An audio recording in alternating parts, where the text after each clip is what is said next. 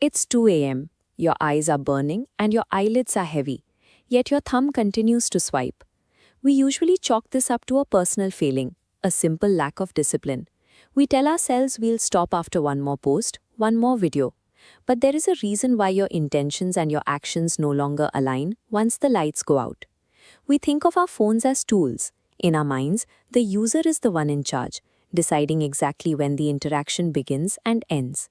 But the late-night scroll reveals a gap. There is a disconnect between your physical need for rest and the mechanical movement of your hand. In these hours, the device is no longer acting as a passive object.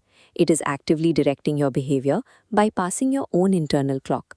When you cannot stop, even when you want to, you are no longer the operator, you are the subject of the experiment.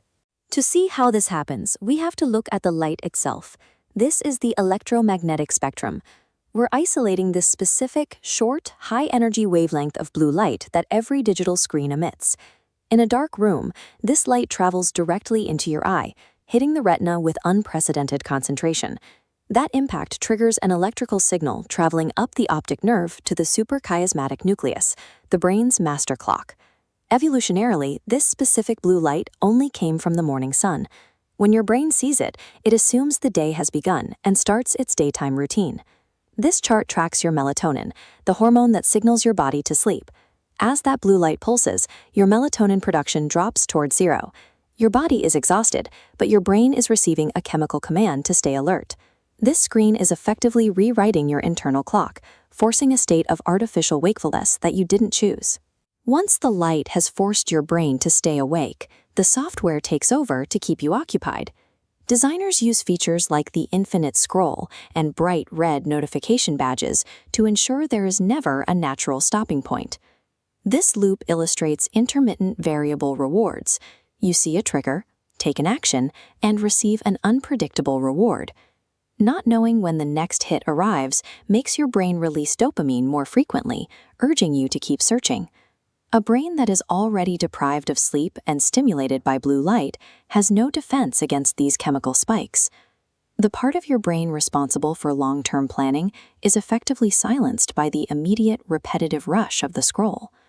The combination of hardware that suppresses sleep and software that rewards attention creates a system where the device, not the person, is in control. Look at this scene again. We can now see the mechanics behind the glow. What felt like a simple lack of willpower is actually a sophisticated override of your biological systems. This isn't a personal failure. It's the result of an environment that has been engineered to exploit how your eyes and your brain evolved. Understanding that you are being outmatched by engineering, not by your own weakness, is how you start to break the cycle. To fight back, you have to change the environment before the loop begins. Use physical barriers, set warm light filters, and keep it out of reach, ideally in a different room once you get into bed. By removing the blue light trigger, you allow your brain to follow its natural rhythms. When the harsh light is replaced with a dim amber glow, your body's melatonin levels can finally rise. Your natural need for rest becomes stronger than the pull of the screen. We live in a world designed to capture our attention,